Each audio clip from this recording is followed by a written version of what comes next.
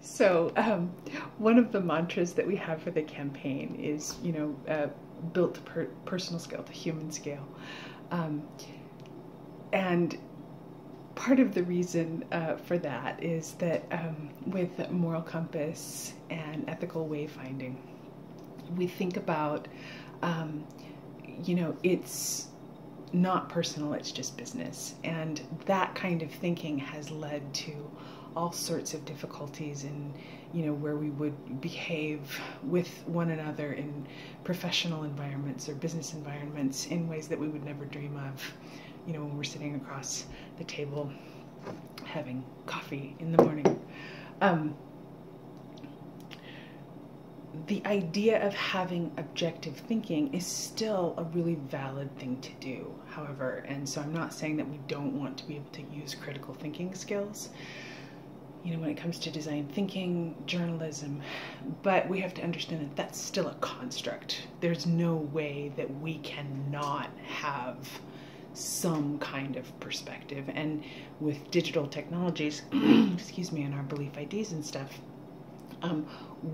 whenever we go into a design scenario, we're going to be able to factor in the belief ID profile of the designer, also the design, also the people impacted by the design, so that we can start to really see, interesting patterns.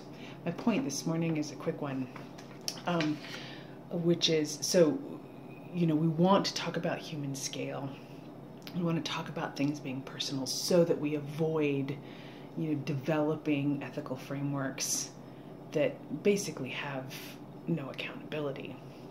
That said, when we start to look at, data forms, there are all sorts of narratives that we use when we're doing interpersonal stuff, where we say, oh, that person's really being a jerk, that person's being aggressive, and basically I'm applying a narrative onto a behavior set that may or may not actually represent that person's intention. So when we're able to pull away from that, not in our personal fallible, personality selves, but just looking at like data graphics, instead of saying, oh, that person's being aggressive, we're going to be able to say, oh, that person's in, a convex or a concave mode. In concave mode, we might interpret that as being, oh, that person's playing the victim, as an example.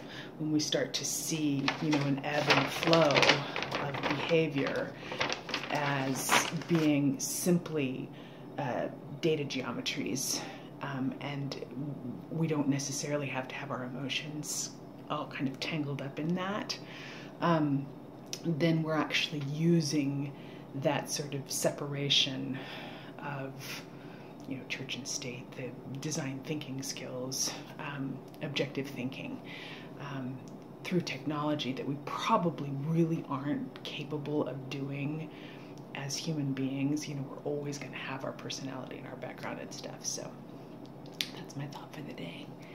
Peace.